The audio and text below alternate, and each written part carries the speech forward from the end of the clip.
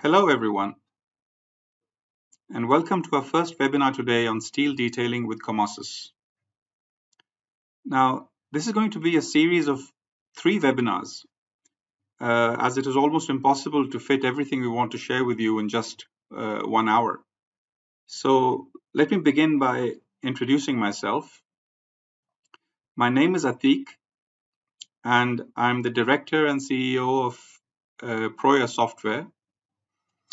I'm a structural engineer by profession, but I consider myself more of a thinker than a structural engineer, fortunately or unfortunately. I've been working for the last 30 years, but honestly, I have actually never worked a single day in my life. My task today is very difficult. I'm here to create excitement in you, and that's always easier said than done. I'm here to show you whatever I can in just 1 hour, which will make you start thinking that maybe there's a better and faster way of doing steel detailing. Maybe you can spend less time on modeling and drawing creation. Maybe, just maybe, it's time for change. My task is hard because all of us want our lives to continue as they have been continuing. We love inertia. We dislike change, unless it's forced upon us.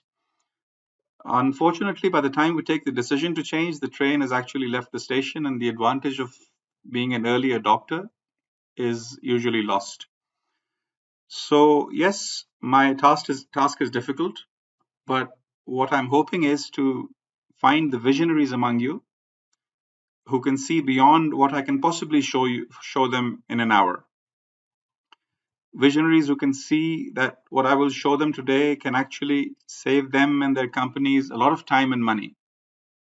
Visionaries who can see the potential in some of the technologies which I will get only a few minutes to showcase because of time limitations. I have decided to record this presentation. 60 minutes are so short that I can't waste valuable seconds going between models and views and this and that. I wanted this presentation to be streamlined so that you can enjoy it the most. But before we begin, let me share with you a very brief history of COMOSYS and Proya. I don't want to bore you with the typical PowerPoint slides which show happy workers working merrily as a team and some nicely taken pictures. I'm sure you've seen enough of those. But I will say that we are a part of a large group of companies which has been at the forefront of design, consultancy, and general contracting in Turkey for decades.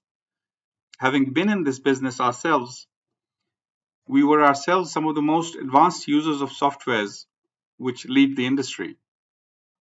Now, the key words in this last sentence are we were. We decided to develop our own software in 2001, and we haven't looked back.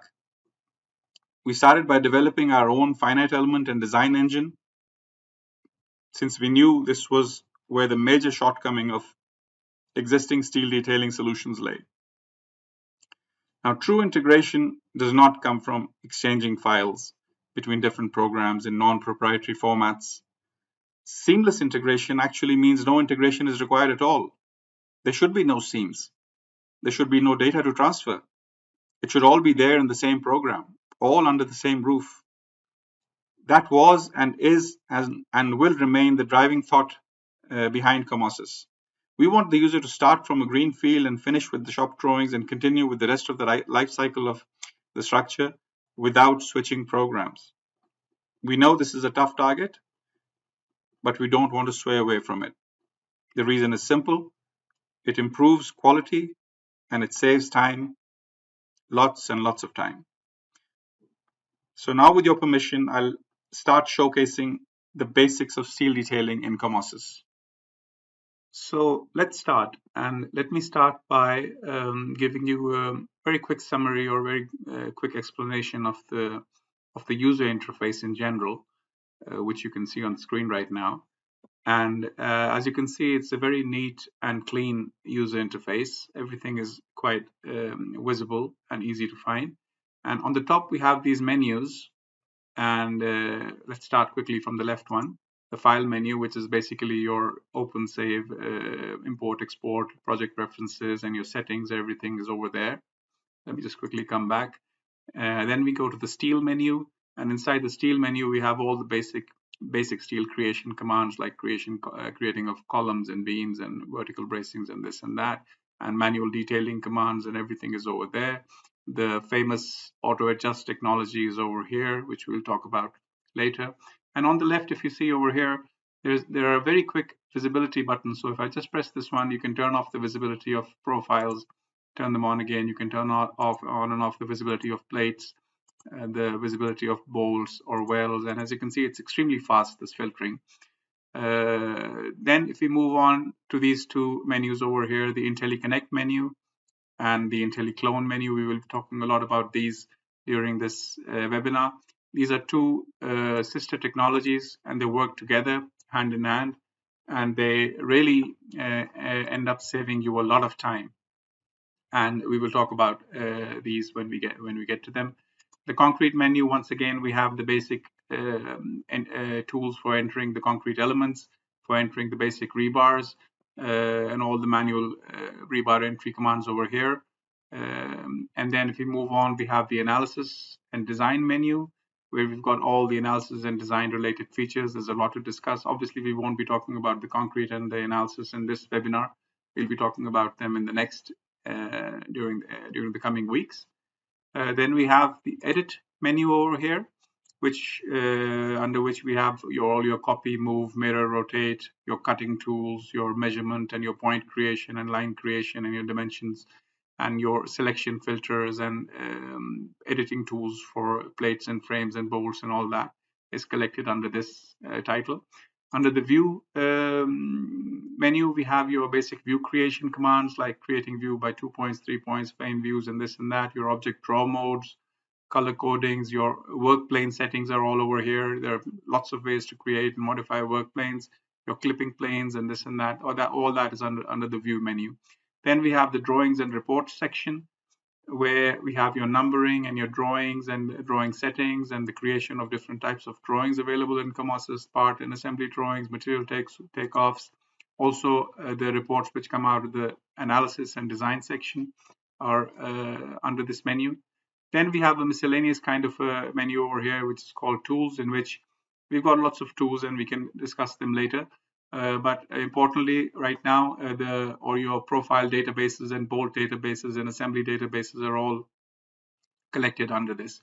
On the left-hand side over here, you have the Project Explorer, in which you have all the views. You can create an infinitely many or unlimited number of views in COMOSYS, and you can open them and you can close them and you can work through them. You have your grids over here, your floors, your design restrictions, your groups, your documents, your drawings. You can explore basically the entire model from this side. And on the right-hand side, we have the component manager, in which you have your all your macros and components which are available in COMOSYS. So let me just quickly go through just like that. There are the beam-to-beam connections over there. There are the beam-to-column connections, all of different types, of course, simple and moment resisting. Then we have your bracing connections, and then we have your splice connections. We can see there are many different types of splice connections. You have your purlin and gird connections. You can see many different types of those as well. You've got many different types of base plate connections. You've got many different types of truss connections over there. And each one of these, by the way, has many subtypes, which we'll discuss when we get to that. Then you have your detailing menu over there, which you've got lots and lots of little tools which really help detailing go really fast. You have auxiliary steelwork, your floor modeling, ladders, handrails, very detailed macros over here, studs and cladding. So all your facade cladding, creation of studs, individual facade cladding pieces, making holes through them, multi-claddings, all those features are available, creating the drawings of those claddings, etc. Then you've got structural members like creating trusses and girds and sag rods and this and that. Then you have miscellaneous steel detailing, and this is another group. Then we've got user-defined. These are your user-defined joints, manual macros, if you will. Then we get to the concrete section, which we won't be talking about today. And under the formwork section, we've got walls and slabs. And we can see you've got shear walls, closed walls, all sorts of walls. Then you've got openings in these walls and channels, and we'll be talking about that in the next webinar. Then you've got staircases and staircase-related macros, and you've got foundations and foundation-related macros and components over here. Then you've got other details which are related to the concrete module of COMOSYS, and these are very detailed, and you will love these when I'll talk about them in the next webinar. Then you've got embedded objects, and all kinds of complicated embedded objects are available over here. Then we get to this complicated reinforcement components, and here we have your reinforcement components like surface components, region components. These are very powerful tools which I'll discuss for the creation of rebars. And then we've got these container macros for very quick creation of single beams on an axis, and columns and slabs and holes and staircases and flares and this and that. Then we've got a special area for tank modeling, which I might discuss a bit today. And then we have finally what we call parametric objects. And in the parametric objects, we've got shape databases, different basic types of parametric objects, parametric cuts, parametric surfaces, and these are all for general modeling. So this is a very long list, and I don't want to talk much about that and waste time right now. But this is a basic introduction to the user interface which we will be using, and it's a very clean user interface, and it's a modern user interface which we have recently updated. And I just wanted to give you a brief introduction into that before we proceed to the actual showing of the individual features. Perhaps the first question in your mind is about the basics, like, can I enter elements freely, anywhere, everywhere, where I want? Are there any restrictions to the geometry I can create? Well, in COMOSYS, you're totally free to enter anything, anywhere. The same basic ideas of creating views, creating points, defining work planes, which are the hallmarks of good 3D modeling softwares, are available in COMOSYS with even more flexibility. Like full views and selection filters, copying, moving, rotating, and mirroring are extremely powerfully implemented in COMOSYS. In fact, when you will learn about the details, you'll be pleasantly surprised by their intelligence. Now, when you're entering your basic steel, you will stand in need of some architectural drawings sometimes, or technological drawings, because they will become the underlay on which around which you will have to work. And in COMOSYS, you can do that very easily by importing AutoCAD DXF files into COMOSYS, and then working on them, working around them, using them as snappables. So, for example, all these are snappable points which we've imported from the AutoCAD file. And it's very easy to import a file in plans or sections or as 3D objects. And then even the layers of the AutoCAD file are maintained over here. So you can turn on and off certain layers, for example, which you don't want, which you feel is just getting in your way. Or you can leave them on and you can work around them, but they're all snappable. And it's very useful as an underlay. Now, I'll start with one huge advantage of COMOSYS, which is that you don't need to, the detailer doesn't need to re-enter the entire model once the engineer is done with the finite element model. But the question is, how is this possible? Because there are so many mistakes, or not, I shouldn't say call them mistakes, but there are so many things which are not really taken care of in the analysis model, that usually the detailers find it more convenient to re-enter everything rather than deleting each and every element and entering it again. They find it much easier to just delete the whole thing and re-enter it. Now, there can be many examples of where the finite element model doesn't really work, but I'll just give you the three of the very important ones. The first one, which I want to talk about, is the horizontal bracing. So as you can see, this is how an engineer would hand over a model to a detailer. And the horizontal bracings are not where they should be. So what you want to do is you want to maybe rotate them downwards, maybe you want to push them down, maybe change their offsets to a certain number, and according to whatever detailing requirements you have. Now, we do this in COMOSYS with a revolutionary technology which we call auto adjust. And what auto adjust does is it's very customizable. You can change the parameters, but what it does is it converts the finite element model into a model which you can use for detailing. So let's try to do that right now for the horizontal bracing. Now, all we need to do is just select the entire building, press enter, go to your profiles. Now, if you want to select the horizontal bracing, you just go for the beam group option over here and you double click on the horizontal braces, and your horizontal braces are selected all over the building. Now you go to your auto adjust command, and inside there are horizontal bracing options, and there are lots of things you can do about from the height of the top of steel and this. And I'm not going to go into the details, but I'm just going to press OK right now with the standard options. And when I do that, immediately the program finishes off the adjustment of all the horizontal bracing according to my predefined rules. And this, with one simple step, a very major hurdle in using the horizontal bracing has been removed by COMOSYS. The second example which I want to give relates to vertical bracing. And because the finite element model is maintained by the engineer, the vertical bracing is usually connected like this, that the working point is the top of the beam, because the beam is entered as behind, and the working points of the vertical bracing are at the top. But this is not the way the detailer wants to do it. And the only way you can do that is to delete them and enter them again so that they meet at the center of the beam. But this is not everywhere. So for example, over here also it'll come to the center of the beam, the working point. But at the base plate point, it is already at the center. So different situations will apply. And once again, we can use the auto adjust, which basically converts your finite element model into a detailable model. Just select everything as we did before, press enter, go to your profiles, go to the beam group, go to your vertical braces, double click, and your vertical braces are selected immediately. And just press auto adjust and just press OK. And immediately your vertical braces will be brought to the middle of the beam,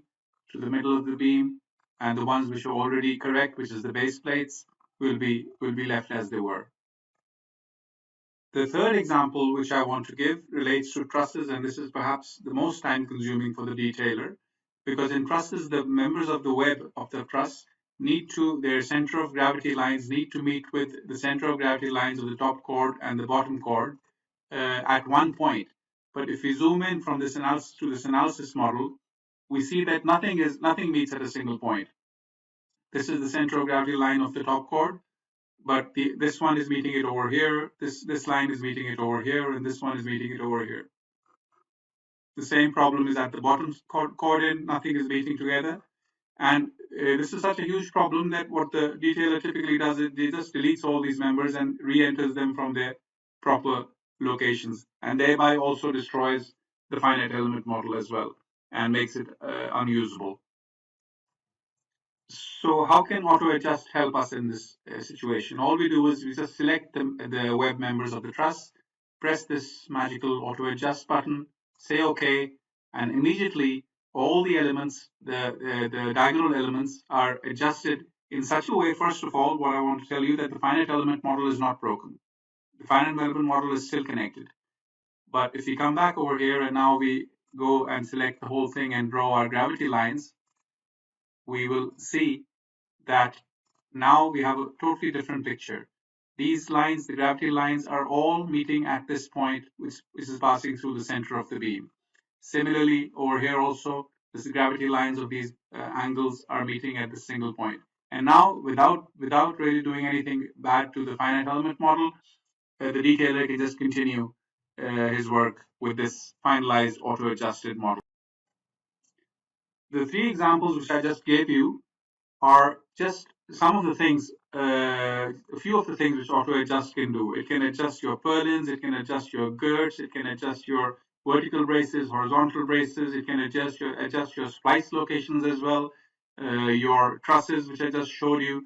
Basically, it can bring your finite element model into a model which is usable by the detailer, and this is a huge savings in time, because if the detailer has to re-enter the entire model after the finite element, the engineer guy has already worked on it for a month, and the detailer spends another whatever number of days just re-entering the same stuff, then that's a huge waste, which auto adjust will basically save you from. Now, whenever auto adjust cannot do something, you can always revert back to your manual adjust commands, which do these modifications like moving elements left and right without really breaking the finite element model. With COMOSYS, most of the time, auto adjust will dramatically reduce, will not require you to use the manual adjust commands unless there were some very special situations. Most of the time, you will be using this auto adjust technology, and this will get you through your modification phase in a breeze. Now, I've mentioned that COMOSYS is a general purpose program in which you can basically do anything you want. But you might think that what about custom cross sections? We obviously have all the eye and channels and circular hollow sections, rectangular hollow sections. But what if you wanted a custom section? So what we have in COMOSYS is the ability to create your own custom section database, and you can create families within that. And within each family, you can have as many cross sections as you want. So over here, I've got an S1 section which I've created. And by the way, you can import these sections from DXF files. So there's an outer boundary, and there are holes, or there can be holes inside, and as many as you want. And you can define these holes, and you can create your own database. And if I select that, and I say OK, immediately I've got a new section over here, which I can use. And you can also, you don't necessarily have to recall them or import them through DXF files. You can just create a set of points and go over these points and create the custom section right from within COMOSYS itself by using the polygon command. So I've already done that. I've created an outer boundary and an inner hole over here. And what you do is you go to your custom section manager and you say, I want to create another section. So you add to list and you say, I want to add it to the family 1. And you give it a name, let's call it S3. And it asks for the outer for the section, and then it asks for the Y direction. So I'm giving it 2 points for the Y direction. And the moment I do that, this S3 is created, and I can save it away. And that's it. And now if I just go back and double click on my section and convert this one to S3, you will see that my new section, which is defined over there, I can of course do my control Q and my other shortcuts, and I can use the control W and control E, etc. So it's very easy to define your own cross sections in COMOSYS, and once you have that ability, you can basically model any kind of a cross section which you want. Now I just want to take you through the macros on the right-hand side. And like I said, COMOSYS is a general purpose program, and you're not limited to macros. You can do your own detailing just like in the large commercially available programs. But I just want to give you a taste of what we have ready at hand. And the first thing which I want to say is that in COMOSYS, we don't like to increase the number of icons. In many programs, you see that for every different situation, there's a different icon. For every different profile type, there's a different icon. So you'll have a gusset connection for an I-beam. You'll have a different gusset connection for a channel. You'll have a different gusset connection for angles, or 4 or 5 or 6 different types of purlin connections and Gird connections. And that really creates a plethora of icons, which then the user finds difficult to navigate. And another problem with that is that if you want to change the type of connection, you have to delete the existing one and then reapply it with a different macro. In COMOSYS, we try to keep the number of icons minimal, but each icon is very versatile. So let me start off with these beam-to-beam connections. But before I do that, let me just mention one thing which is very important, and that is that in most commercially available programs, you will see that there's a lot to fill in these macro dialog boxes. There's a lot of information, and what is this information? It is basically things like your thicknesses, your plate thicknesses, which need to be entered, your bolt sizes which need to be entered, the bolt assemblies need to be chosen, the bolt distances need to be entered, the welds need to be defined, the weld sizes, and everything. And this is a very time-consuming task. And typically, if you're not very experienced, this can take maybe 5 to 7 to 10 minutes, depending on how experienced you are, and you can still make a mistake. For entering a particular, for creating a particular connection. In COMOSYS, because it is in the unique position of being directly linked to a finite element package, which we will talk about in the third webinar 2 weeks from now, hopefully. Because it is linked to that, and because it also has something called what we call the project preferences file, which has all sorts of geometric information like what kind of, so let me just take you through that for a second. And so, for example, for the bolts, it already knows that for an M20 bolt, what the 1.5D distance needs to be, what the 2D distance needs to be, what the 3D distance needs to be, how much bolt hole tolerance you want, which particular bolt assembly you want to choose, etc. And stuff like your plates and what plate thicknesses are available in the market and all that. So without wasting too much time on that, there's a whole video on this which you can watch later. But what the idea behind COMOSYS is that you don't need to really enter anything in these dialog boxes. You basically just click and connect. And if the analysis results are in the model, then for the major connections, the connections will be designed, and you won't need to enter anything. That's a huge time saver, because 5 or 10 minutes for every single connection, just entering the data, and you can multiply that with hundreds of connections, and you can see how much time you can save. So let's come back to the issue at hand, and these are the beam-to-beam connections. And of course, everybody knows about the beam-to-beam end plate connection. It's very simple. You just select the main beam and a secondary beam, and you right-click, and you have a beam-to-beam end plate connection. It works two-sided as well, so you can have a main and you can have coming from the other sides, etc. And then the next one I want to talk about is the Stiffen end plate connection, which once again you have a main and you have a secondary, and you can have a main and you can have a secondary on the other side. These can't be two-sided, and this is also a very commonly used connection, which we have available in COMOSYS. Then we continue with the fin plate connection. So that's also, you just go ahead and you select the main and the secondary, and then there are a few right clicks, and there's a reason for that, which I'll talk about. But you can create a fin plate connection very easily. And then there's the angle cleat connection, for example, which can also be one-sided or two-sided, depending on what you want. And you can create your angle cleats like that. These are the four most commonly used beam-to-beam end plate connections, beam-to-beam connections for simple cases. If you have a fixed connection, for example, so let's say you have this particular is a cantilever over there, and it needs to be connected as a fixed connection, beam-to-beam fixed connection, then what you can do is you can just apply this, and it'll create this splice sort of a thing on top end, which will connect the top flanges, and which creates a fixed connection. Obviously, the apex haunch situation is very common, so you just select the two beams, and COMOSYS will do the connection for you. Now, you can have situations in which there's a beam which is passing over another beam with a kind of a gap in between them, like shown over here, and you want to connect them as it passes. So this could be a monorail beam, for example, which could be underslung as well.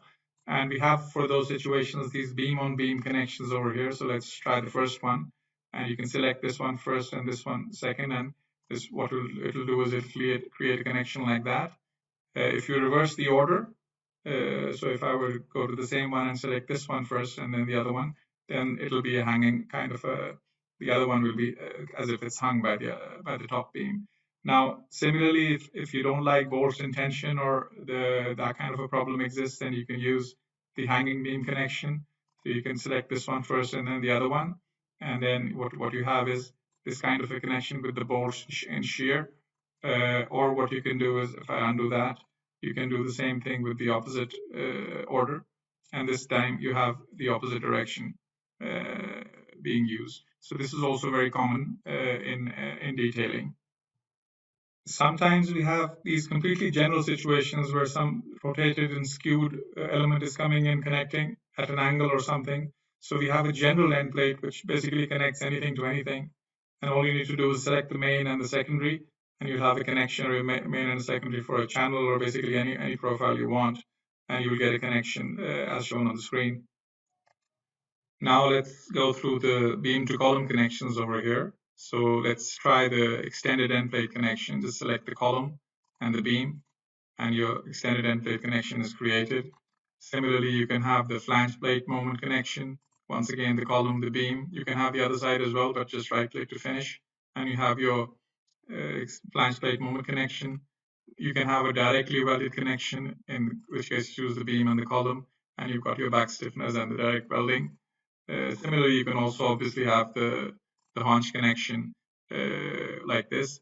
And from the other side, when we usually have simply supported beams coming in from the other side of the column, we can use the beam to column end plate. We can use the stiffen end plate. We can use the fin plate. So let's use the stiffen end plate, for example. We can just select the column, the beam, and the top and the bottom stiffener, which already exists from the other side, and we can create this connection.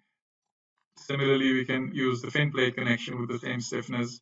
We can select the column, the beam, and the top and the bottom stiffener, and right click, and we can get the fin plate connection as we want. These connections will work when the incoming beam is coming at an angle as well. So let's try the stiffen end plate connection, for example, in a similar situation. And we select the top and bottom, and we can see that the stiffen end plate connection, despite coming at a very steep angle, has been somehow managed to get connected. Similarly, we can use the fin plate connection as well. We can select the column, the beam, and the top flange, and the top stiffener and the bottom stiffener, and we see that the program basically goes around those complicated geometries and finds a solution for us. We can obviously use the beam to column end plate connections as well. So just select the column or the beam and right click, and you'll have the beam to column end plate connection. From the other side also, you can use the column, the beam, right click, and you'll have your connection. Sometimes you have seating type connections, especially when there are slot holes or axial releases in the beam, and you can do that very easily in COMOSYS. You can have your bolted gusset connections, which are commonly used for connecting bracing, or you can have your corner bolted gusset connections, which, for example, can be used in situations where there's a limiting element, and you can easily connect them using the corner gusset connection. And sometimes you have bracing elements coming from the other plane, and you can't use the bolted gusset or the corner gusset connection. So in that case, you have the vertical gusset, for example, and you can choose the main member and the bracing, and you can have a vertical gusset instead of a horizontal gusset, which is also very useful. When it comes to creating splice connections, you'll find that COMOSYS is a joy to work with, whether it is a splice of an I-beam or a channel or an angle or a back-to-back angle or a back-to-back channel or a face-to-face channel or cross 4 angles used as a cross or 4 angles used in this way or cross column, which is a big menace for most detailers, they'll know this, or other types of connections. You just keep using the same connection. For example, I just use the splice connection and I say connect these to a splice and you get the splice connection. What about the channel? And we get the splice connection again. What about the angles? Once again, we get the splice connection. What about the back-to-back angles?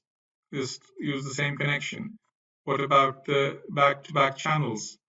Once again, we just use the same connection. What about the face-to-face ones? Once again, we just need to select 2 and we get our connection. Similarly, for the cross angles, we have 4 angles combined together. We can just use the same connection.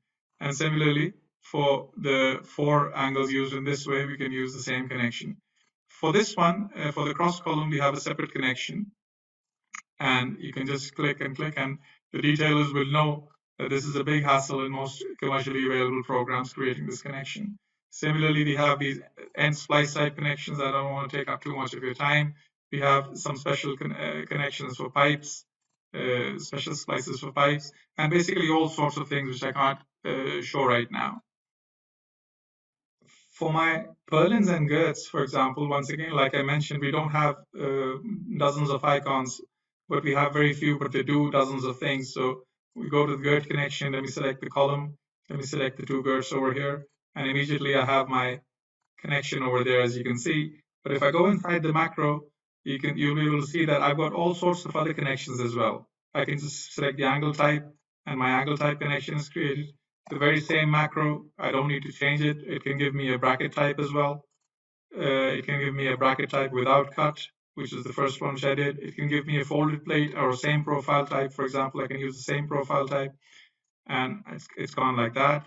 If I were doing a purlin, for example, I would go to my purlin connection, go to this one and this one, right click, and over here I can, for example, within the same macro, I can choose the folded plate type, and I've got my folded plate type connection, or I can use the angle type, which is like this.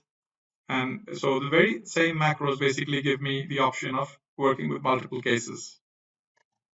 Now, detailers will know that when purlins are placed like this in a circular fashion, then none of the options just showed you, like the angles and the brackets and all that, they won't work because there's no common plane for this purlin and this purlin. They're both coming at on different planes and they're skewed with respect to each other. But we just use the same connection again. Just use the same purlin connection, select the main beam and select this one and this one. And immediately we get this skewed connection in which the left side and the right side which are coming at an angle with respect to each other, are each accommodated on their own, and extremely easily we can just create this very complicated connection. And if I were to just select this macro and give it a copy rotate of the same 11 copies around the circle, what will happen is automatically it'll go and find the others, and as you can see, they've all been connected by the same macro. Now, sometimes a gird might need support at an intermediate point as well, not necessarily only at the points where it's meeting the column because of the loads, for example. And then you can use this gird to beam macro, for example.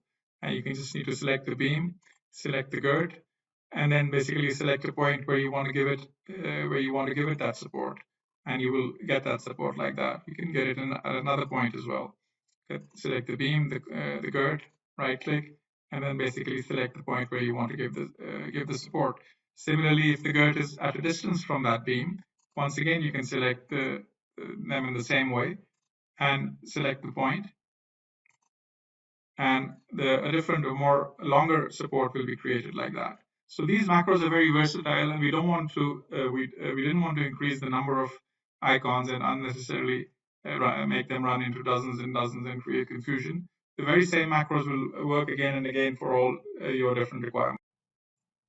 Now, for trusses, once again, there are many options you can use in COMOSYS. For example, obviously you have the welded gusset connection, which you can use the connection very easily just by selecting the main and the secondary marks, and you have what is something which is very similar to the bolted gusset except for it's welded.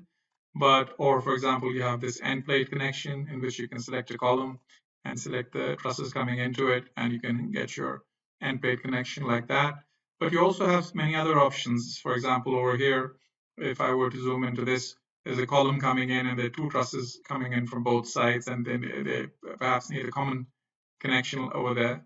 So what you need is the truss seating, for example, something like that. And what you do is you select the column, select the top brace, this one, the top chord, and then this one, and your common connection is created immediately, which is very very easy to do. Similarly, this apex point over here requires a different kind of a connection. You can't use the normal gusset one because of the break in the angle at the top point. So you can use this one over here, apex gusset, and you can select these two first, and then you can select the rest, and your apex gusset is created. Basically, it's going through, as you can see, and it's very easy to do as well. You also might want to do this apex point slightly differently. For example, instead of the normal gusset, you might want an end plate over there. So you can use this one over here, in which you will use this one and select the other side, and your end plated connection at that point is basically created by COMOSYS in a second. You can use these cladding macros over here, very easily to create individual claddings, also to create multiple claddings, to create the holes for the screws in the claddings, create openings in the claddings, and also then use the drawing feature to create your cladding drawings automatically from within COMOSYS very easily. So that's another feature of the macros, which is extremely powerful and extremely useful. And very quickly, the whole idea behind COMOSYS is to do stuff more quickly than other programs can do, and that's the bottom line. Creating handrails, for example, is extremely easy. Just click on the icon, select a beam, and right-click, and you can select points, but you don't have to, and the handrail will be created. Similarly, select another one, right-click, and the other handrail will be created. These can be connected, joined together by using this handrail connection macro. Just select any two members of the two handrails, and they will be joined together. There are many options within this. So, for example, if I were to create another one over here, and then go inside the macro. If I press M enter, we can have all sorts of other options over here. For example, I can take this to the outside. It comes in this direction. I can give it another variable. I can give it an offset. It goes to the other direction. And we have, so for example, right now, the different kind of connection has been created. We can have, let me bring it back to the other one. Go to the post settings, bring it to the middle. And in the middle option, I can use the pipe option, for example, as well. And with the pipe option, I can create a removable handrail if I want. And a removable handrail is created. So all sorts of different options are available for your end plate settings, for your knee plate settings, for the handrail settings, different end conditions, embedded steel even, because if it's sitting on concrete, you can have your different options, and for the removable ones you can have different options like this and like that. So this single macro is extremely complicated and does a variety of work extremely quickly. Creating vertical ladders, all that means is just basically selecting a point, or then you can modify it, of course, by reversing the directions. You can give different angles, you can have all sorts of different features over here. You can change the cage type to normal, exit on left, exit on right, exit on front without cages, all your different parameters. So these are very complicated macros which are usable in industrial type structures. You can also create floor modeling. For example, you can create your checkered plates and gratings very easily, directly, and very quickly as well. All you need to do is just select the floor and ask COMOSYS to create the floor for you, and it will do that. If you remember, I had mentioned that with COMOSYS, what we don't like is creating too many icons for different cases. Because in many programs, you literally, for every single case, there's a different icon. But what that ends up doing is it creates a huge clutter. So we don't do that. We try to collect things conceptually under one icon, and then that icon can do all the various things. So for here, I've made a particular example of the bolted gusset macro, which is very suited to this. There's a big beam which is going throughout across, and there are many different types of braces coming in and coming into it and framing into it. So let's go for the bolted gusset connection and select the main beam and select the secondary beam, right click, and we can immediately have our classical bolted gusset connection. We can, of course, have or not have these pink stiffness. But what about if it's a back-to-back angle? That's a different case. So if you select the main beam and the back-to-back angle, right-click, immediately the same macro works for the back-to-back angle as well. What if it was a cross angle? Once again, I just select the main beam and the secondary one, and the cross angle is also connected by the same one. What if it was a back-to-back angle, but opened up a lot? So you can't have a gusset plate of a thickness of 200 millimeters between them. So if I select the main beam and I select this one and I right-click, you see that it modifies, it creates it into a double gusset connection for that single element. And mind you, in COMOSYS, these are not two different profiles. You can select them as one profile, which is a huge advantage. Now let's see what we do with the back-to-back channel. And select the main beam and select this one, right-click, and immediately we have our very nice gusset connection. What if we had 4 angles like that? We can once again select the main beam, the secondary, and right-click, and we have our connection. What if we had this face-to-face angles rather, not a back-to-back, but face-to-face, but opened up in such a way that it won't be solvable by a single gusset. So we have these double gussets now. As you can see, it's very convenient, very easy to use. This is once again a face-to-face. This is the same profile as this one, but it's been rotated.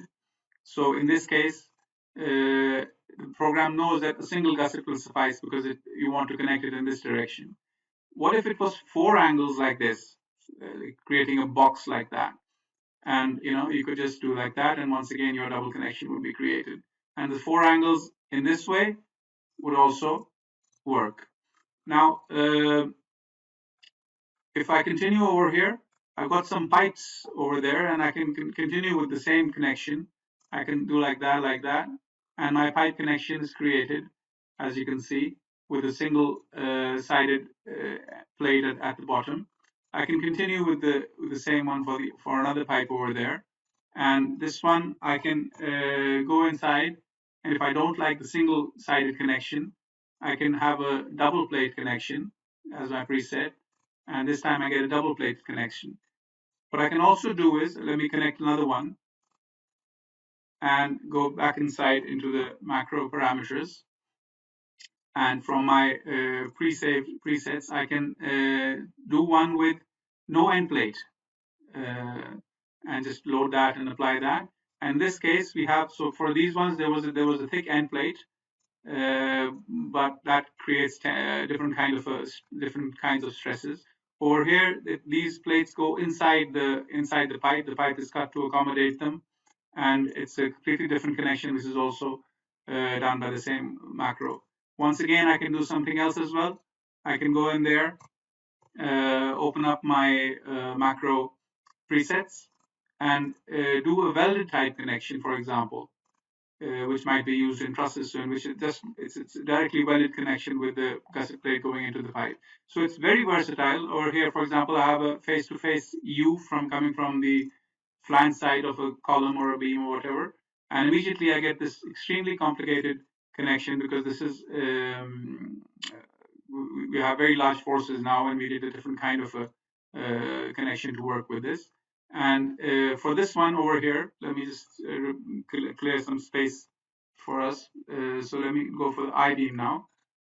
And as you can see, the same bolted gusset macro does so many different things. And instead of having 20 different icons just to create clutter and difficulty for the user, you just have one icon. And depending on, so if you went in and changed this pipe into an I-beam, it would just work.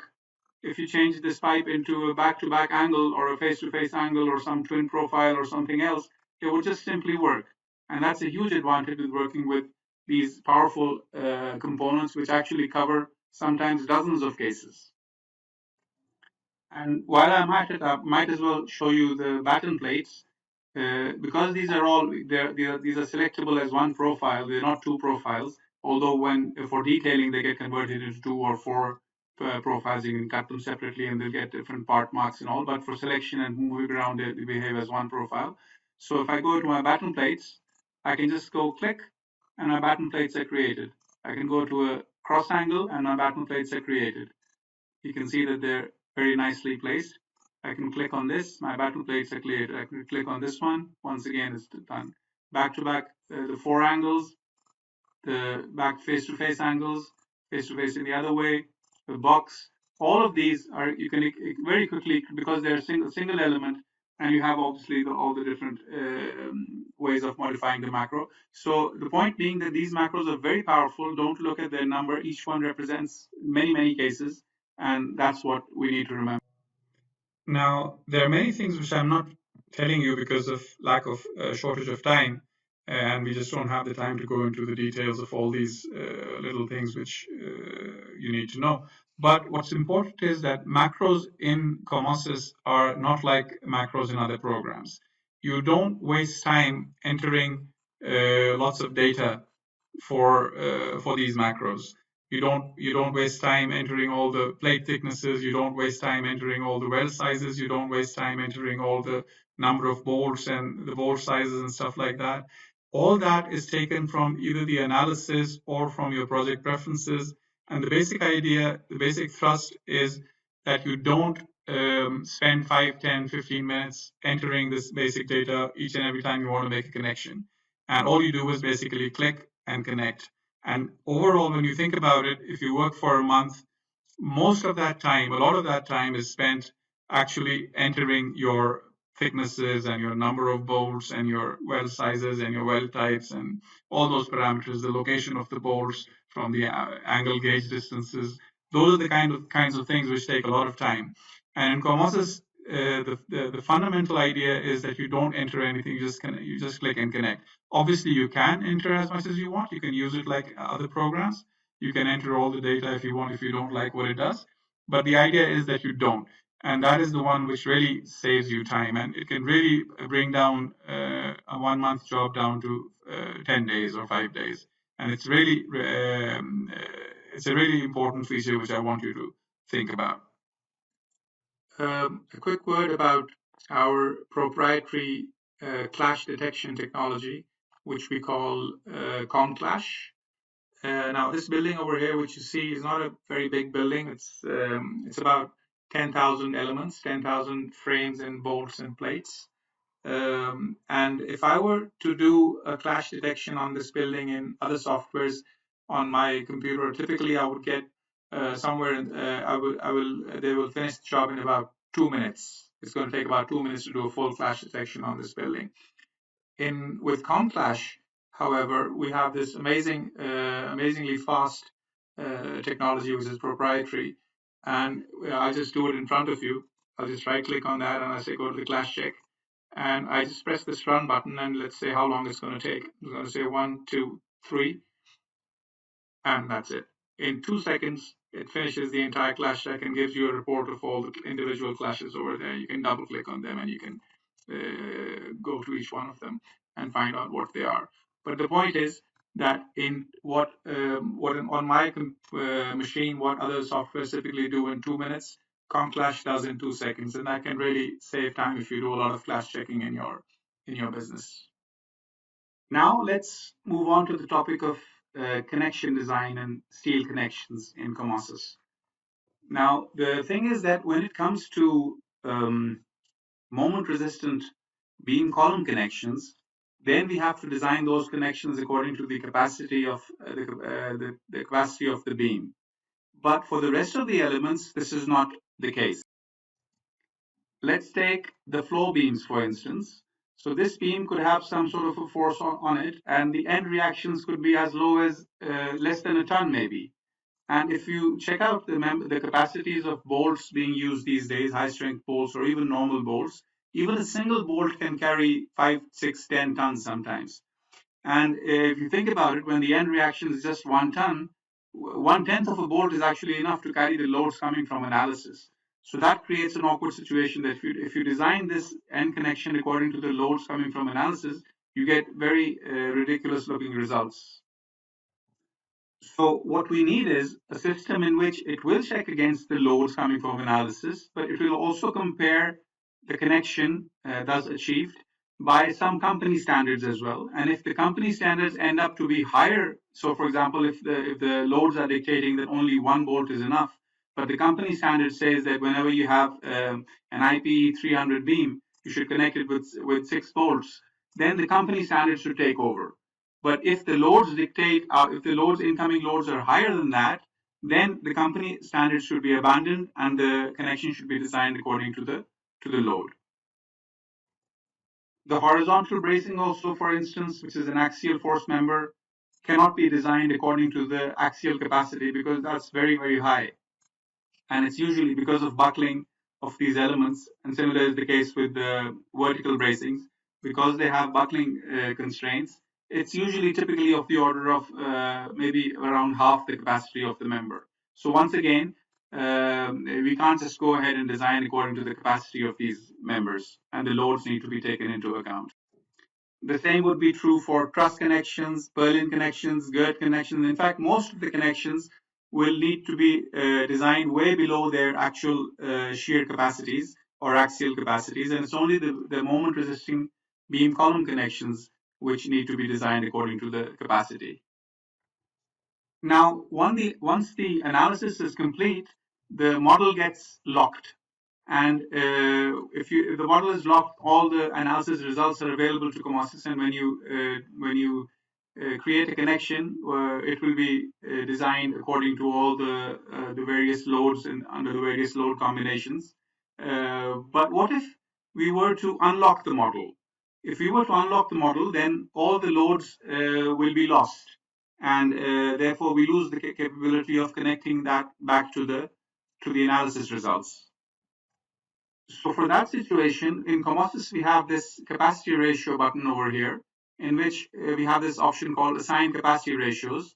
And what this does is, it very cleverly, before you unlock the model, it will go through all the load combinations. For example, if you're talking about this horizontal bracing, which has whatever dozens of load combinations, and each one has a maximum axial force. It will go through the maximum axial force in all the load combinations. It will find the maximum of all the load combinations, which will govern in the design of the connection of this one. And it will assign that as a ratio of its axial capacity. So let's say the axial capacity is 10 tons, and the maximum load in all the load combination is 5 tons. So the maximum load has creates an axial capacity of 0.5. So what this command will do is it will go and it will search through all the load combinations and find the largest one and assign that axial capacity value inside inside the axial capacity ratio over here as this number over here. So you can continue to work even if the model is unlocked. If somebody is not using the fully locked analysis model and a detailer prefers to work with the unlocked model, he can still take the gist of the forces. In this case, the axial force, for example, there is only one. The largest axial force will govern of all the load combinations, and that can be saved away even after the model has been. The same is true for vertical bracing. Once again, no matter how many load combinations you have, it's the maximum axial force which governs, and those axial forces are then saved away by this command, so that even after you've unlocked the model, you can still continue working with it.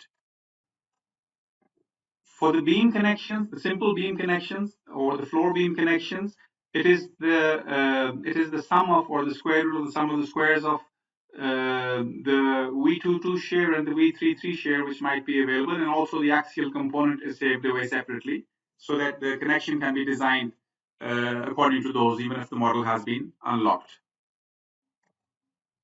And the same is done for trusses and for girds and for purlins. And like I said, for the main connections like the beam to column moment resisting connections, you're going to design according to the capacity anyway, so you don't really need the loads.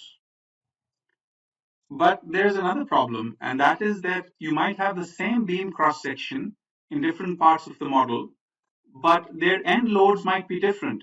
So the cross section would be the same, but the end loads depending on the length. So maybe one beam is 5 meters long, the other one is 6 meters long, and the third one is 2 meters long, and because of the way they've been loaded, they ended up getting the same cross section. So the end loads are different. Now, another thing which you don't want with steel structures is you typically want the same section to get the same connection as well. Otherwise, there'll be just too many different, it won't really look very nice as far as the detail is concerned. So what you also want is for all the similar sections, or you might want this, for all the similar sections to basically get the same connection as well, even though the loads in some of them might be lower. So what you want to do is actually to go through, let's say you've got this IPE 300. So you go through all the IPE 300s in the model, and you want to find the one with the maximum load on it. And then you want to assign that same load capacity to all the other IP 300, so they end up getting the same connection. This is another requirement which typically detailers have to face with, just to get a good, decent, nice looking design all over. Now for that, we also have this other command over here called assign maximum capacity ratio, in which you can very easily just select the whole model, and it will go through the whole entire model, find all the maximums of each particular section, and take that maximum capacity ratio and assign it to the rest. So that once you start detailing, you will get a very homogeneous kind of result in your detailing. Now, as far as actually doing the connection design and getting the connection reports is concerned, we have a very simple system in which we've got three colors, green and red and yellow. And red means that something is wrong and you need to go and check in the report what is wrong and act accordingly. And green means all the code checks are fine and everything is okay. And yellow means that no design was performed. So we do have most of the major, your floor connections, your moment resisting connections, your bracing connections, your truss connections. The major connections are covered, and some of the secondary ones, they don't have connection design capabilities right now. But the basic coloring scheme is very simple. So what you can do is you can simply start off by, so like I said, green is good. So you can connect with the fin plate, for example, right now. And if it turns out green in this coloring mode over here, if it turns out green, then that means the connection is fine. If I go ahead and do a corner bolted gusset on this one like that, and that turns out green as well, then it means that it is, whether you're working in the locked model, it'll go through all the loads, whether you're working in unlocked model in which you're working with equivalent maximum loads, which is probably the better way because you want to over design your connections reasonably in any case, since you don't want your connections failing. If anything, your member should be the one which is failing. Let's go to the other side as well. Let me go. So as long as you're seeing green on the screen, then nothing is, then you're basically good to go. Let me go to the end plate connection, for example, over here. Right click, we get it, we're getting something green, that's fine. Let me go over here and go to my bracing connection. Let me select this one, and this one, and right click. Okay, we get a green brace, that's fine as well. Let me go over here and go to my flange plate moment connection and select this one, and this one, and this one, and I get a green connection. Let me go to my fin plate beam to column and select my column, select my beam, select the top stiffener and this one, and right click, and I get a red connection. Now, the moment I get a red connection, I have to go in and see what is wrong with it. And for that, I will have to create the connection design report, which is very simple to do. And I can scroll down and see, as long as I'm getting these green yeses, this informative thing is okay. That's not really a critical code related check. But wherever you see the fail, then you have to act accordingly. So this is a bolt shear resistance problem. Let's go further down to see if we have any other problems. So the rest seem to be passing well. So I need to basically go down and go inside the macro and do something about, maybe I'll just increase the bolt diameter, and yeah, it turns green. So the idea is that you keep going until you have green, and when you see something red, then you go inside the report and you make your changes accordingly. But this on the fly kind of a system is very useful because the detailer gets some confidence out of it that what he's doing is correct, and the loads have been transferred by the engineer, and even if the model is unlocked, we have the maximum loads and they've been assigned through the commands just talked about. And with this very simple and neat system, you've got a very quick way. And at the end of the project, you can also create all these design reports and get a printout and send them to the client. Now, I'm going to talk about a revolutionary technology which we call Intelliconnect Plus. What you see on the screen is a fairly large industrial building. As you can see, it's got multiple floors, it's got a complicated roof, it's got all sorts of bracings coming in and out. So, in my opinion, typically by using the programs which are available, this is a job which will take at least 1 month to do for a detailer. And what I'm going to try to do, obviously, I'm not going to finish the building off, but what I'm trying to show you right now in the next few minutes is I'm going to try and connect maybe about 1/10 of this building in about 10 minutes, right? And the idea behind that is to convince you that a huge amount of savings can be done with industrial buildings or with other types of buildings as well by using this revolutionary technology which we call Intelliconnect Plus. And obviously, this will be streamlined towards this webinar. But you will get an idea that if I can connect about 1/10 of this building in 10 minutes, then maybe you can do this whole building in a couple of days. And that's the whole point, that with COMOSYS, you can reduce your man hours tremendously. Now, Intelliconnect is a node-based technology, which means that the finite element model in which we have finite element nodes, those are the ones which tell COMOSYS what to do. They give the connectivity at every joint. So this joint over here, for example, has a connectivity of 2, which is telling me that there's a main beam and there's a beam connecting to it. The total connectivity is 2. This one has a connectivity of 4, and so on and so forth. And because we have this connectivity information, we can then use this technology to collect this information at every joint, find out what the constraints are, think of what macro needs to be used, which macro is more appropriate, and then actually apply it and then find solutions. Now, you know that there are things which are similar, which are available in the market, which do things like rule-based joints or auto connect, which what they do is they basically connect 2 at a time. So what they will do is they will connect this beam with this beam, this beam with this bracing, this beam with this bracing. But what you'll end up is with a hodgepodge of clashing elements over here. And that doesn't work. And I'm not going to talk too much about that. But the idea is that Intelliconnect Plus, what it does is it will look for possible solutions, non-clash solutions. If needed, it will even shift elements left and right if you allow it to do so. And it will choose the appropriate macro which works if you give it that flexibility. Basically, within the constraints which you specify and within the constraints of each macro, it will try to find a solution which is acceptable.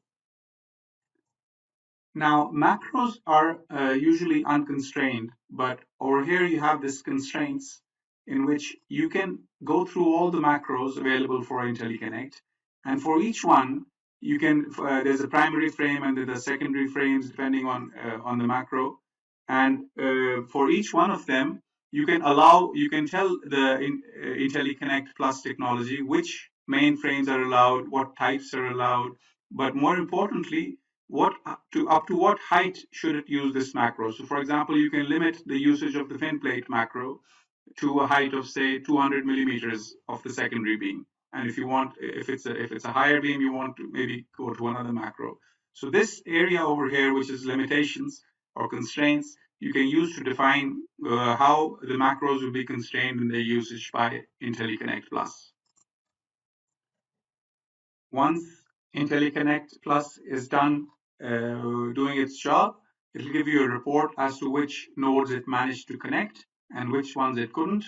And then you can go, if for example, it is unable to connect, find solutions for certain nodes, you can go and do the rest of the building manually. But more often than not, you will find that in most practical situations, Intelliconnect will find a nice solution for you. So let's start with the purlins. As you can see, this is a reasonably complicated roof. We've got purlins ending up at the end, and then there are purlins, 2 purlins sitting on the trusses, and once again at the end as well. And what I'm going to do is I'm just going to randomly select about half the roof over there, and I'm going to ask the technology of Intelliconnect to actually go ahead and connect it. So all I do is I right click and I go to my Intelliconnect menu and I say create the Perlin connections. Now, once I'm inside, of course, as we've discussed before as well, the Perlin macro has so many different options. We don't have 5 different macros for the Perlin. We have just one, and they can do all the different things. So what I want is a folded plate connection in my case. So I'll just select that, and I will press the run button.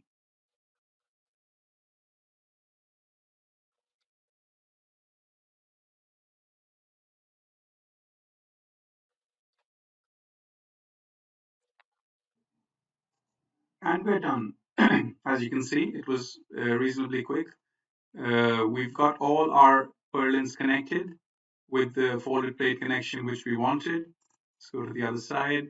Yes, they've all been. So basically, what it did was it found the nodes, the relevant ones. It removed the nodes which weren't related to purlins, because I had just done a random selection, if you noticed, and it basically connected all the purlins exactly as per my requirements.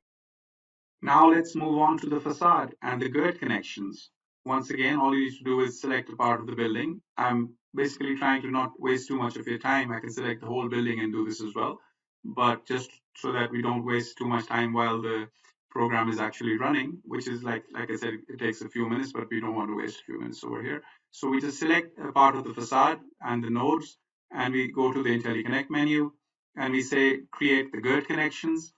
Now we have the options which are in the Gird menu, and I particularly like this bracket type without a cut, because it doesn't require cutting the actual girds. And I'm going to say run. As you can see, it is connecting as we speak, and in a few seconds it will be done, and it will give you a report of which ones it managed to connect and which ones it couldn't. And in this case, it is connected every single one of them. If it didn't, if there was a problem, it will tell you the node number, and you can go ahead and do it manually as well. So if you were to zoom in, we will see that all these girds have been connected exactly the way I asked it to connect it, and you know, basically by getting the information from the nodes which we discussed earlier. Now, a big challenge which we have when we are detailing buildings is the floor beams, because with the floor beams, usually they're not just beams, but we also have these horizontal bracings coming in from all directions. And it's a challenge because depending on what kind of a connection you use, sometimes the horizontal bracing needs to be connected to the fin plate, sometimes they need to be shifted because the stiffen end plate is just not giving it enough room.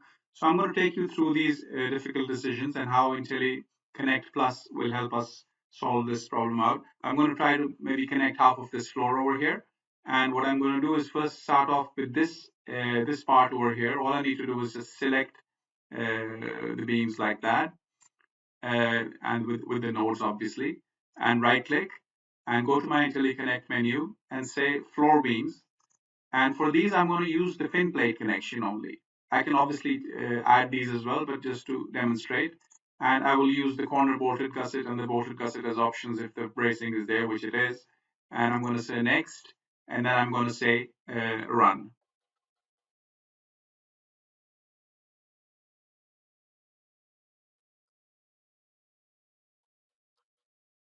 Now it's done, and as you could see very easily, it immediately did that part of the floor which I had chosen by using the fin plate connection, and basically using the different options it had. In some cases, you saw the results being shifted, the horizontal braces being shifted, because that was the only solution it could find. But within a few seconds, it managed to get you a solution for that area.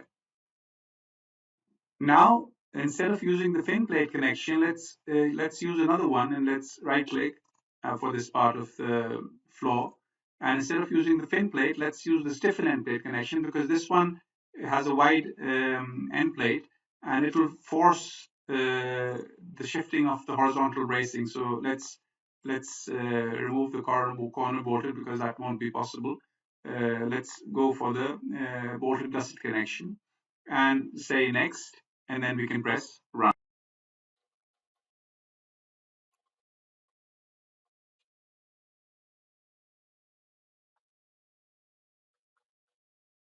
So as you can see, this one is finished as well, and it has shifted the horizontal bracings. And we have the option, I didn't show that, we have the option of removing this inside stiffener as well. But the whole idea is that it has avoided the clashes which could have occurred because of the choice of the stiffen end plate connection. And by shifting the horizontal bracing, which is a very time consuming task for the detailers, it has managed to find a solution which is usable, and like I said, constructible as well. And it is also taken into account how much space is needed for the tightening of those bolts. So there's a lot going on with Intelliconnect, which needs to be appreciated.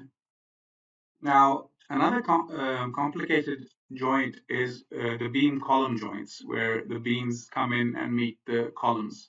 And of course, you can have other elements like your vertical bracings framing into the same point as well.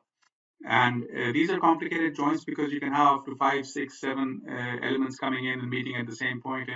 And there would be stiffness created by many macros, and they could clash with other connections. So this whole joint needs to be sorted out and intelligently solved by the Intelliconnect Plus technology. So once again, like I said, there are many different options. You can have your from the frame side, you can have your haunch connection or the flange plate moment connection or the directly welded connection or extended end plate connection. All those are possibilities. And from the other side also, you have several possibilities. So there are literally hundreds of combinations how this can be done. But I just want to show you how we will go about connecting these beam column connections very simply by using Intelliconnect. So let's select this corner of the building like this, and we've got lots of beam column connections coming in that area, and right click and go to my Intelliconnect command and go to my column beam connections this time.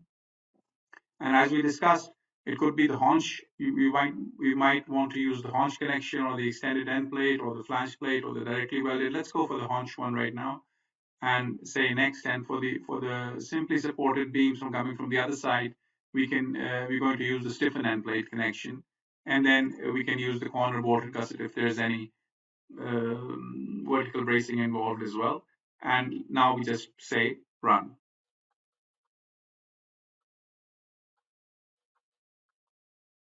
So we are done with that, and now let's zoom in and see what the Intelliconnect technology has done. As you can see, it has created the haunch connection from the fixed side. It has created the stiffen end plate connection from the other side. It has used the corner bolted gusset for the top bracing. For the bottom one, it was clashing, so it needed to shift it towards the beam a bit and then connect it with the bolted gusset connection. So a very nice solution has been found. For this joint, there was no beam coming in from the other direction, so it's just the haunch from this side, but there was a vertical bracing from the other side, and that's been connected. Let's move up. Over here, we see a slightly different case. Once again, we've got it's managed to squish in the corner bolted from the bottom as well, and there is no haunch coming in from the other side. In this case, it's only the simple connection. Let's move up. It's connected the beam because I was the only one being connected over there. Over here, we find another solution which it found. So these are very easily usable solutions which Intelliconnect Plus has found for us. And as you can see, within seconds, it has managed to connect all these complicated joints. And normally it would have taken you a lot of time. Now, obviously, I didn't show you the whole building, but the point was that within a few minutes in front of you, if I can connect even 1/10 of the building, I perhaps didn't do 1/10, maybe I did about 1/15 or 1/20. But the point is clear. If we continue at this pace, we can probably finish this building off in a day or two. And that's the whole idea. That in a time as short as a day or two, a building as complicated as this building, which would normally take you about a month. So you can well imagine the kind of time saving and cost saving this can give you with this technology, which we call Intelliconnect. Now, that's not the end of Intelliconnect. There's so much more. I can show you the automatic placement of batten plates and sag rods and stringer holes and splice connections and base plates and the roof bracings and other bracings. There is a lot going on, and obviously we don't have time to go through all of them. I can just connect this whole truss in a few seconds for you. But I wanted to just give you a teaser and a taste in this webinar because we've got so much more to cover, and I don't want to waste too much of your time. So we'll now continue with the next topic. Now, let's talk about Intelliclone. Wherever Intelliconnect, which you just saw, which is an amazing technology, but wherever Intelliconnect will fail, Intelliclone will succeed. if you recall, Intelliconnect offers you some standard templates from which you can choose. And while they're very commonly used and very popular templates, but the fact remains that you could come across a project where you don't want to use these macros. You want to do something special, or your client wants you to do something different. In those cases, you will have to do the manual detailing yourself. And it is in those areas where Intelliconnect will not work. But this is where Intelliclone steps in. Now, here is a totally unconnected building. Let's just select everything and press enter. And we see that it has 501 joints. That means there are 501 locations where you need to go and connect and find solutions to actually connect this and finalize this building. But Intelliclone will tell us that the reality is actually a bit different. So let's go and press this Browse Joints button. And when we do that, we see this amazing feature in which the entire building has now been categorized for us. And what we saw is 501 joints. What it's telling us that in reality, there are only 74 different joints. While there were 501 in total, but there were 74 different types. And of these, only 0 have been connected, none have been connected, 0 have been partially connected, and all 74 remain unmodeled. So if I were to ask for, these are the categorizations it has come up with.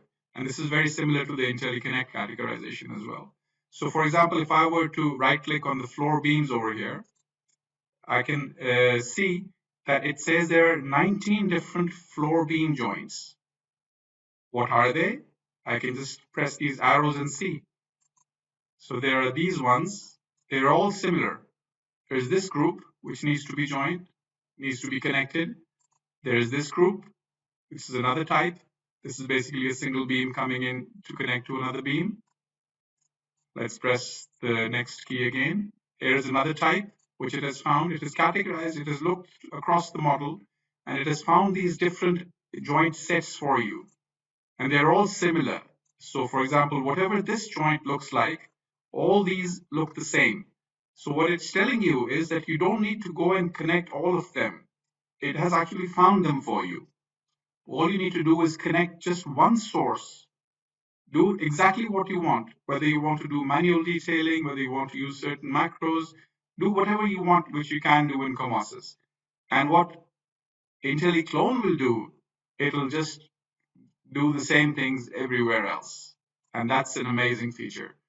First of all, it'll bring your total time from 501 joints to 74 joints. And even for those 74, you will have to do just one instance of each, and the rest will be propagated. Let's keep on moving forward. These are all the different cases which you couldn't have found easily with the naked eye. And even if you did, you couldn't categorize them so beautifully. For example, let's remove this and go to the beam column joints. And these are the beam column joints in the building. And let's go through these. So this is one type which it has found. This is another type. When there's a column, 2 beams come from the other direction, and there's only 1 of these. And then there are 2 of these, and 1 of these. So all these categorizations which it has done really reduce your work tremendously. And we will just show you in a second how you could just walk through these categorized joints, connect just one, and then request COMOSYS to do the rest for you. So let's start with the floor beams. And let me just press this arrow to see the first of the typical joints. So it tells me this is one joint type, which I need to find a solution to. Let me zoom into any one of them and open my connections, go to my fin plate connection. Let's say I just want to connect these like that. And as when it comes to the horizontal bracing, what I want to do is I want to lower them 80 millimeters and then do a corner gusset on that. So I go and select my main beam, this one, and the fin plate, this one, the other one, and the fin plate again. And this is the way I want to detail this particular joint. And if you notice, the targets are still non-adjusted. I haven't moved them around. They could also be facing in different directions. They could be rotated otherwise as well. all that is possible. So what I do is I just select this one and I say clone selected to all. And it says there are 11 unconnected joints found in the model, which you can see on the screen, by the way. And all I need to do is just say proceed, and it finishes the job. Every one of the target locations has been adjusted. The same macros have been applied. Let me rotate this around to show you. This is an extremely powerful way of going through your entire building very, very quickly. Let's continue. Let's press this arrow again. And the next joint type, which it tells us, is basically a beam connecting to a beam. Let's use the stiffen end plate connection on this one. And once we're done with that, and we're happy with that, we can just select it and press this clone all. It says there are 15 other similar situations in the model. Proceed, and the result is there for you to see on the screen. This is very, very convenient. Let's move on again. Let's press this arrow, and this time we get a slightly different situation in which there's a 45-degree connection of a beam to another beam. And let's say I want to connect it with the stiffen end plate connection. But I also have some special requirements over here. Let me turn off the cuts over there, and let me select this plate at the back, and let me just pull it out a bit. Let me just say I want to pull it out maybe 40 millimeters. And this is a special requirement of this particular project. And when I do this kind of a modification, which is not directly doable by the macro, what I need to do is I need to explode that macro. So I just explode that. I turn on the cuts again so that I can select everything. I just select this one like that. Now it's an exploded macro situation. I zoom out a bit so that we can see. I say clone selected to all. It says there are 11 other cases of a similar situation. I say proceed, and it's done. If I go to my joints, I can see that the plate has been pulled out. Let me turn off this. It's pulled off on all the target locations as well.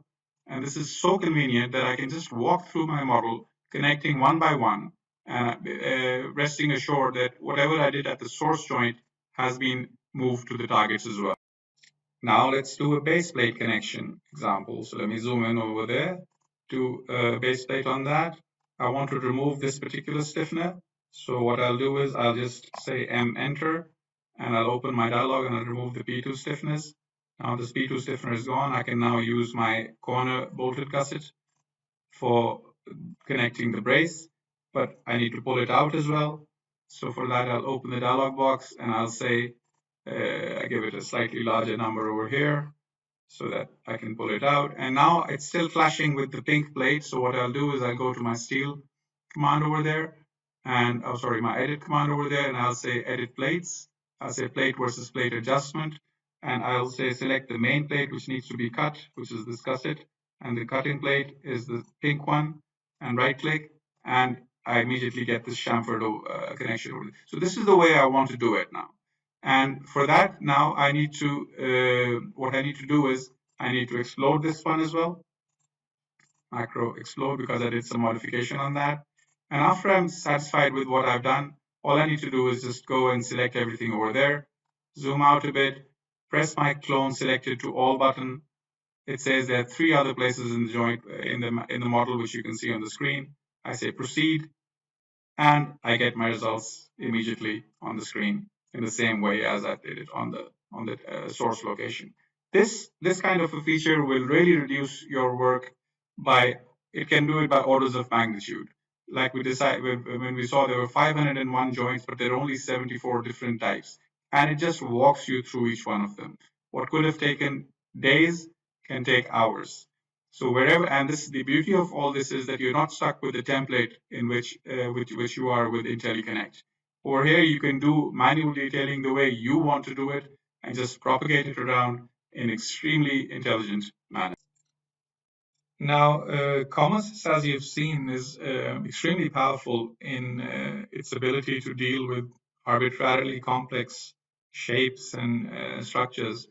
And but despite that, there's a trend in the industry which we also like to follow, and that is the ability to work together with programs like Grasshopper, which have the ability to mathematically model arbitrarily complex geometries, whether it comes to lines or surfaces or anything which is, especially this is used more commonly in things like special facades or roofs with very special curvatures. So we have developed an interface between the two. And on the left-hand side, you see Grasshopper. On the right-hand side, you see COMOSYS. And these things need to be done by people who are a bit familiar with programming techniques and how to use Grasshopper. But once you get used to that, they're not really as intimidating as they might seem on the screen right now. So this is what I've created over here is a very simple model of a portal frame in which you can enter the distance between the portal frames, the number of bays of the portal frame, the height of the column, the number of purlins, the number of girds, and the X-span, the apex level, those kinds of variables. And the moment if I go in and I say bake, immediately you see that on the COMOSYS side, you see the live link, and it has created the portal frame according to the parameters over here. And if I zoom into there, and if I say that let's increase the number of columns to 9, the live link will immediately update that. If I reduce it to 6 back again, it will bring it back down. If I were to say the height of the column, if I want to change that number to something else, I can modify it from here, and the height of the column will vary accordingly. So these are little very useful features which you can use. Obviously, you will probably not be using it for a portal frame. You will be using it for more complicated geometries.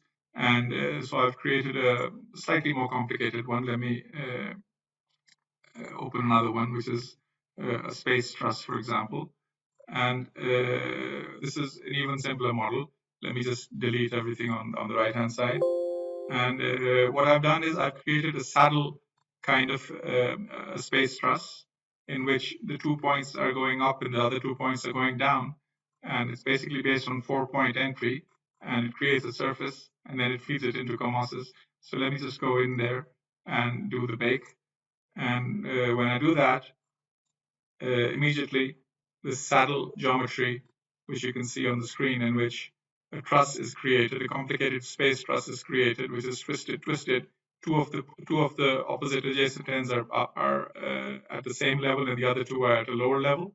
And then you can continue after you've gotten your basic geometry in. You can continue to do the detailing in COMOSYS. So this is very useful, and this is something I wanted to mention in the webinar. Now, many times the consultancy companies don't really want to get involved in the production of shop drawings. And what they do is they will create what we call connection drawings or sample connection drawings or typical connection drawings, and they will pass on that information along with the model, if possible, to the detailer or the manufacturer, so that then they can do the full modeling of the structure and basically go ahead and create the shop drawings. But the creation of these typical connection drawings itself is a major task, and it consumes a lot of man hours, and they have to do it, and it's something which needs to be done. In COMOSYS, what they can do is they can very quickly produce those typical connection drawings by not modeling the entire structure, which can be time consuming, but actually just doing a few whatever basic typical connections they want to convey to the manufacturer. They can let's say there are 20-25 typical connections which they want to do. They can connect model at those points and create what we call these little boxes. So I'll just do that in front of you. So all you do is you just select an area around a joint, for example. Let's say this is a connection drawing you want to create, and you press this detailing item manager button, and it opens up this little box. You can give this connection any name you want. So I've already got some connections in there. I'm going to call it C8 because I've come to C7. So you give it a name, and you say add, and then you basically select the other. When you press the select objects, you can select this beam, this one, and this one, and right click, for example, and this little box will be created. And this box will basically tell COMOSYS to how to detail this connection in the drawing. So what I've already done is, very quickly to show you on another floor over here, I've created 7 of these boxes. So I've got one over here, I've got one over here. I've got another one over here, which is the column and the beam and the horizontal brace. And then I've got some over here. Basically, I've got 7 of those. And what you do is when you create your general arrangement drawing, so let me go to my general arrangement drawings and go to my drawing module and open up the general arrangement for that particular floor, which we just saw. So this is the floor that we were just seeing. If you see, those boxes have converted into these little circles over here, right? There's no name at the moment given to them. And that'll be a result of a numbering process. Another one over here, another round one over here, and another one over here, and all those, the 7 which I talked about. And all you need to do is go to your tools menu, and over here we have the same connection detail item, connection detail drawings manager. You open it, you select any particular preset. There you can have many presets, and depending on what your annotation styles are, you can apply that preset. And all you do is you just basically just press this button, and when you do that, immediately those 7 connections, if I zoom in, so this is a connection, and they've all been annotated, if you see. And you decide basically which particular views will be shown. Even 3D views can be shown, and the other connection over there, or from all directions you can show, and they'll be annotated. The bolts and the plates and the welds and everything has been shown, and basically the manufacturer or the detailing company can then just use this. And if you notice, these circles have also been numbered now. So this is C1 connection, this is C7 connection, this is C2 connection. They've all been numbered, C6, and the same numbers appear over here as C1, C2, C3, whatever. And this very quickly creates that time-consuming typical connection drawing, which you can then forward on to your detailer or the manufacturer, and that'll save you a lot of man hours. So now let's talk about shop drawings. And what we're looking at is a large industrial building. It's a boiler structure. And we all know that shop drawings can be a bit of a pain. And not that creating them takes too much time, but actually cleaning them up and producing a drawing which can be sent to the shop so that the people over there can manufacture what we have designed is a very time consuming job. And those who are in the detailing business know that of the hours which they spend on the entire job, almost half is spent, especially when the structure is complicated, is spent on creating and cleaning up drawings. So I want to talk a bit about that and how COMOSYS can produce shop drawings, and I want to particularly emphasize the general quality of these shop drawings. So, like I said, this is a boiler structure, and I'm gonna do a few examples. And let me start off by this example over here. This is a truss, as you can see on the screen. And what I'm going to do is I'm just going to right click and say select the assembly, and that selects the truss assembly. Let me just go and show that only. So now we can see what kind of a truss we're talking about over here. So it's a reasonable truss, not very complicated, but it's got some stuff on it. And what I'm going to do is I'm going to just select it, and I'm going to say create the assembly drawing for that truss. And you know that assembly drawings for trusses are quite a problem because their dimensioning needs to be cleaned up a lot by the person who's doing the detailing. And this drawing is created right in front of you. There's no manual intervention. I'm going to open up the drawing manager. This is the drawing which was last created just now. And I'm going to double click on it to see you to show you what the default drawing without any manual intervention looks like for this truss over here. And you can see it's a 1.5 A0 page drawing. You can see the material list over there, but that's not really of your prime concern right now. What is probably of your prime concern is the way the dimensioning has been taken up. And you can see on the screen the quality of the dimensioning. And you can tell by yourself how much cleaning up this will require. And I hope you're also of the same opinion that more or less this is acceptable as it is. And maybe a few strokes here and there, but not the 1 hour you would normally need to spend on this drawing to clean it up. It's a very clean drawing, and everything which you need is over there, the single parts. Obviously, this is all customizable.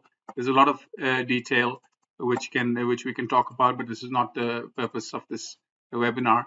All these settings, drawing related settings, are over there which allow us to basically make modifications. But as you can see, it's a very, very clean drawing, and this is what I wanted to show you in this example. Now, to continue with shop drawings, curved beams are another menace for detailers, and every detailer will tell you that creating the assembly drawing for a curved beam is a big problem, and basically the drawing needs to be redone completely by hand. And COMOSYS offers quite a neat drawing when it comes to curved beams as well. And I'll just show you the example which I've just created over here. As you can see on the screen, well, obviously the single parts are over here, but the curve beam itself, as you can see, has been dimensioned properly with the angular dimension commands. And you can see that it's fairly neat and it's fairly acceptable. Maybe you'll have a few things to do here and there, but generally the quality of the drawing is still much better than most of the commercially available softwares. We can continue with the single part drawings, for example. That's also a matter of concern. So let's select a few random plates. Let's select this large plate over here. Let's select this splice plate over here, and maybe select a few small plates as well. And once again, you just right click and you say create drawing. Of course, you can select the whole building, and I don't want to waste your time, but just to show you, you say create drawing and you say part drawings, and the part drawings are created by the program automatically. And you can go to your drawing manager once again, and those three parts, you can see them over here. So let's open this one up, for example. This is the very small plate which we selected over there. It shows us exactly the material list and how many of these exist. 506 of these exist in the model, and exactly in which assemblies they exist, in what number, and all that. And then we can go to the other ones. For example, we can select this one. We can see that the larger plate that we had selected, once again, the material list is over there. It's been dimensioned. And let's go and double click the other one as well. And this is the splice plate which we had chosen once again. In which assemblies does it exist? What is the total count? What is the total weight? And obviously these are all customizable features. So this is a brief summary of the part drawings, and as you can see, all of them are very neat and clean, and they can be used directly. COMOSYS also has very nice features for the creation and modeling of tanks. And you can model your shell plates, you can model your base plates, you can model the roof plates, you can model your roof nozzles, you can model your side nozzles, as many as you want. And not only does it help you to model the tank very quickly, but then, as always, the drawing feature for tanks is also very nice, in the sense that these drawings of the shell plates and the roof plates and the base plates are pretty complicated drawings, and those who've done them would know. But COMOSYS, by using some specialized technology, automatically creates these drawings for you. So this is a drawing for the shell plates, for example, and they've been opened up not in the round, the spherical way or the cylindrical way in which they were modeled. The material list is there for the shell plates. You can see all the details over here. You can go on between for the base plates, for example. Here we have the drawing for the base plates, and each and every part has been marked. And once again, we have the list of the base plates over here, material list, and each individual part has been drawn and shown. And then we can move on to, for example, this we had seen, to the base plates, to the shell plates, and for the roof plates also we have the same option, that the roof plates can also be drawn, and the material list can be extracted automatically, and the individual single parts can be shown on the drawings. So these are very nice features, and those who deal with the creation and modeling and shop drawings of tanks will like it a lot. I had mentioned that you can use COMOSYS to produce your cladding drawings, and it's very easy. So I'll just give you a brief overview. All you need to do is basically create this polygon around your facade just by selecting points. And that's very easy, as you all know. Just go around the facade. And once you're done with that, you'll just use the multi-cladding macro, and it will automatically create the cladding pieces, which you'll obviously select them from your catalog, and it will create these overlapping cladding pieces, and they will be cut so that they're fitted inside that facade. Each individual piece will be cut, and then you can create further openings for doors and windows if you want. And this whole process will literally take you a few minutes, not even that. And once you're done with that, you just create the automatic drawing, and COMOSYS will immediately create the cladding details for the facade. It'll be numbered. Every single piece will be numbered.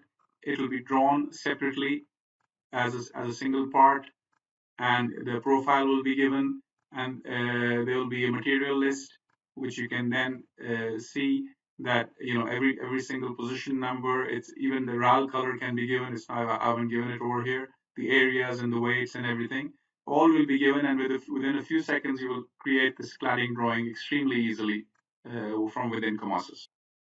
Now I want to talk about interoperability. And what you see on the screen is a very large steel plant, which, by the way, is being manufactured and erected as we speak.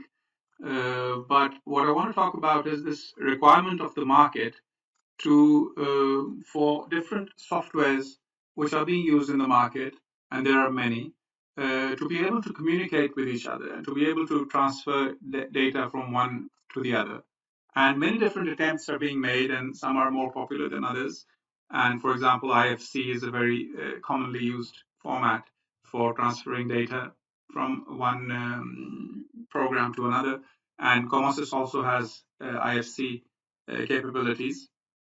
But what I want to show you right now is another capability in which it is more than just an IFC transfer, but I will show how this entire building can be transferred directly into a Tekla model.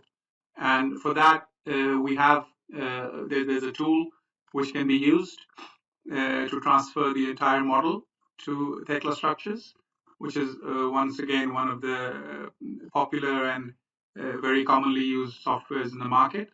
And what COMOSYS has is a file format. If you go to the import export section, you have a file format called CDFX. This CDFX is the native file format for COMOSYS, and this can be used for import and export to other softwares, etc. And of course, tools need to be written for each particular software we want to convert to.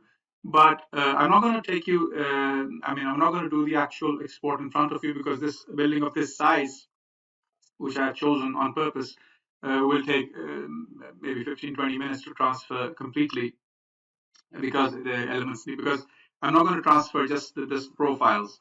What I'm going to do is I'm going to transfer the bolts, the cuts, the profiles, the plates, the welds, each and everything which has been modeled in this model. I'm going to transfer it to Tekla structures. And for that, the procedure is to simply go to your export menu and export the CDFX file. And once you do that, a file by the extension of CDFX will be created. And then there's a tool available, which is an import-export tool, which can be used for Tekla import-export. And what you simply, while Tekla is running, you simply use that tool to import the CDFX file into Tekla. And the reverse operation is also possible. You can export any model from Tekla in all its details into COMOSYS. So you can just take a look at this building right now, just to make you remember what it looks like. It's a huge hall. I've specifically chosen a large building to show you the exactness of the transfer. And just keep this picture in mind. And here I have the transferred model into Tekla. And the entire building has been transferred over here. It took about, 15-20 minutes, but The idea is that it has been, so if I go back to the COMOSYS model and I zoom in there to show you some details, so let's zoom into this corner over here. You can see all these bolts and these vertical stiffeners and these fin plate connections and this haunch over here. And let me go back to the other model over there and zoom into the same area. And you can see exactly the same haunch, the same stiffeners, the same fin plate connection, the same splices, the same girds, each and everything, all the bolts, all the bolt assemblies. In fact, even you can see all the welds have been transferred. If I were to go to these trusses over here, I can easily see that or every single part which was modeled in COMOSYS is now transferred over into the Thekla model. So this is very useful for people who want to transfer their models from COMOSYS into Thekla or want to transfer Thekla models back into COMOSYS to continue their detailing for whatever reason. Now with that, I will let you all go. I'm really sorry for taking much longer than I had promised. But even now, I feel I haven't shown you half the stuff I wanted to. I hope you've liked what you saw today, and I hope I've succeeded in sowing the seed of curiosity in your minds. Now, all programs do everything in this day and age, and it's just how long it takes to do those things which makes the difference. And time is money, and profits are important to keep the business alive. And COMOSYS will save you a lot of time and money. I know that from my own personal experience. Please feel free to visit our website, where you will also find links to our resellers, and you can contact our teams for any clarifications which you might need. We will have 2 more webinars in the coming weeks. The next one is about concrete and rebar modeling. I really hope to see all of you and even some of your friends there as well. So please feel free to invite anyone. Take care and stay safe. Goodbye.